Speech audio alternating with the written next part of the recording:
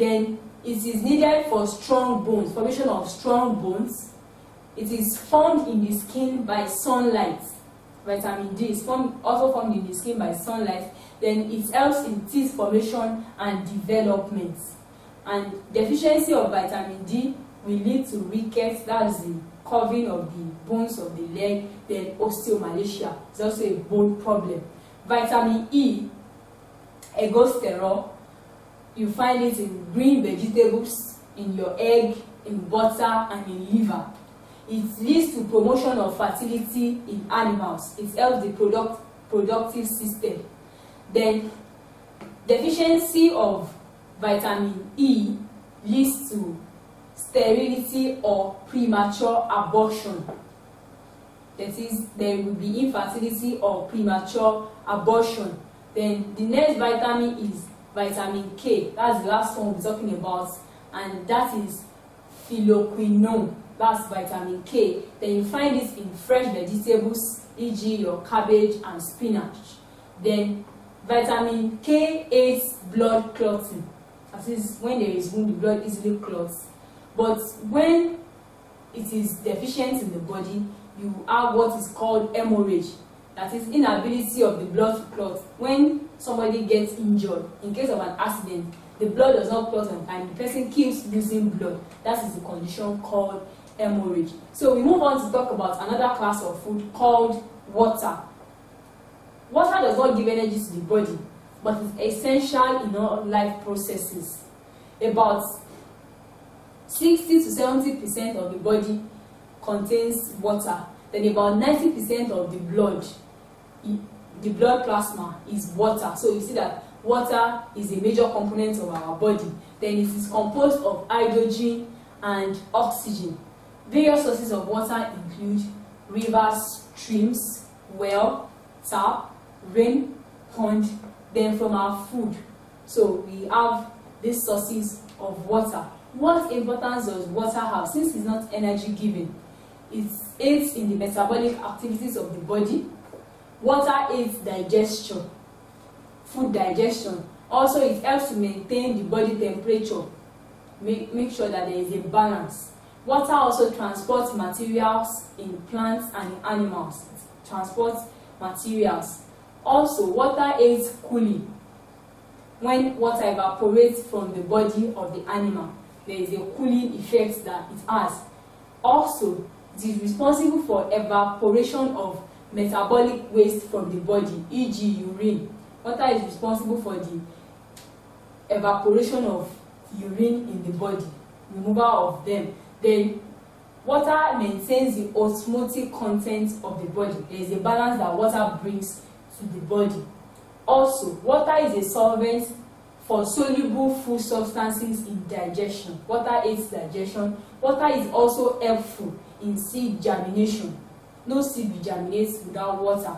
Water is a major component of the plant and the animal body. About 75% of a man's body is water. So the last class of food that I'll be talking about is the roughages. Roughages are food materials that consist mostly of fibers, which add to the bulk of materials in the large intestine. Even though roughages do not supply much nutrients to the body, they help to stimulate the body, the muscle of the intestine, so as to push feces along the intestine for easy defecation. They help in easy defecation, that is, they help to push waste out of the intestine. An example of roughages, we have vegetables, we have apples, we have maize and fruits generally. They are roughages that help in the removal of waste from the body. Lack of roughages in food results in constipation. Lack of roughages in food will result in constipation, that is, the food will not digest properly and the person will be very, very uncomfortable. Symptoms or absence of roughages, I said earlier, constipation, discomfort, headache. Those are symptoms of absence of roughages in the body. Balanced diet. Balanced diet is a food that contains sufficient amount of all the classes of food substances required by man. A balanced diet is a food that contains sufficient amounts of all classes of food that is required by man. And balanced diet is important to be eaten at all times because it helps you to stay healthy. One, it prevents diseases and the deficiencies of the food substances. Then balanced diet promotes growth. It also gives the required energy. Balanced diet prevents malnutrition and increases the body's resistance to diseases. Deficiency diseases. What are deficiency diseases?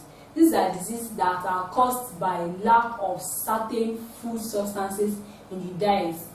And examples of deficiency disease include kwashiorkor. Kwashiorkor is due to lack of protein in the body. Then scurvy.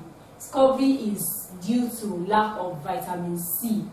Then pellagra. Pellagra is due to lack of niacin, that's vitamin B3. Night blindness is due to lack of vitamin A. Then goiter is due to lack of iodine or vitamin D. So we want to talk about food tests.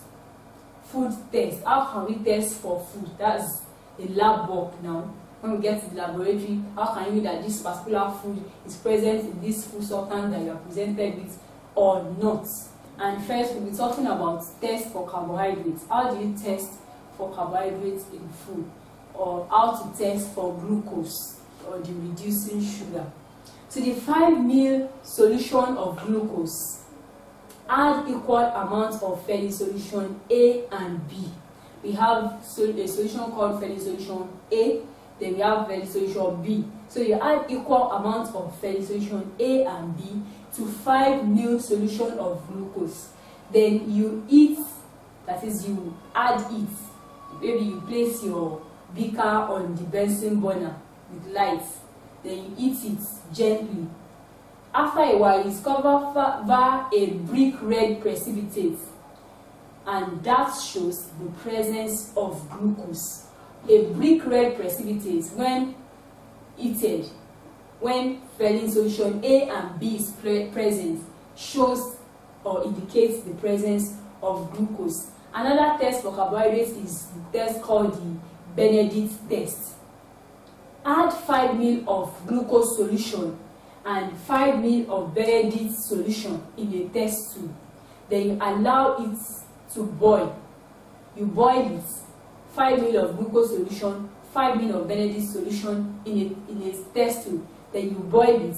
After, you allow it to cool. Then, in the cooling process, you will discover a red or orange precipitate that is formed in that test tube. That is also showing or indicating the presence of glucose. Now, test for starch. How do you test for starch? That is also called iodine test. You place a few drops of iodine solution to a starch solution. A starch solution, any starchy food. So you add a few drops of iodine solution. The moment you add the few drops of iodine solution, there is a change of color to blue-black color. That shows the presence of starch. Then also, you can add a few drops of iodine solution to the surface of yam or potato. That's starchy food. So when you add iodine solution to the surface of yam or potato, you also find a blue-black color, which indicates the presence of starch.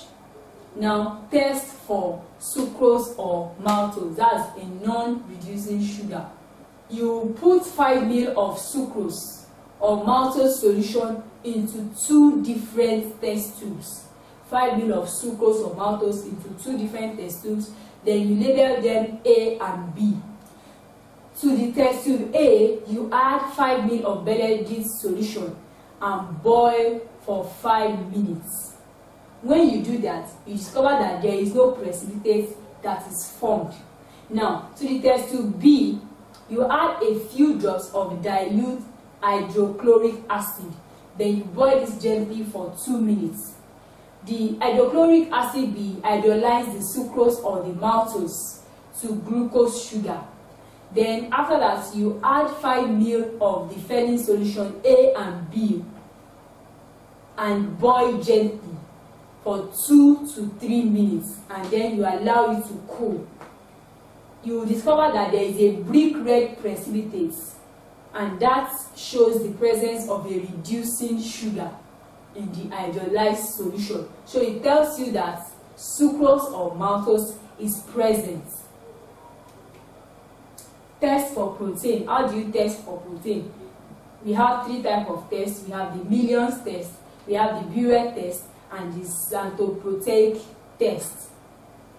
The million test, about 5 ml of a protein solution, for instance egg albumin, you add 5 ml of millions reagents and you boil it for 3 minutes. When you have a solution of protein food, for instance the albumin of the egg, you add 5 ml of million reagents, then you boil it for 3 minutes. You discover a brick red precipitate is being formed, so that indicates the presence of protein. Then we'll move on to the burette test. To 1 ml of the protein solution, you add 1 ml of 20% sodium hydroxide, then a drop of 1% copper 2 sulfate solution.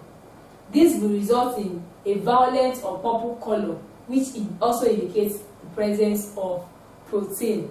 Then the xanthoproteic test. To a small amount of protein solution, you add small amount of concentrated triazonitrate 5 acid and concentrated amino solution in excess. The mixture, you gently warm it and later allow it to cool. This will result in a red or orange precipitate during warming. Then on cooling, it will change to a deep yellow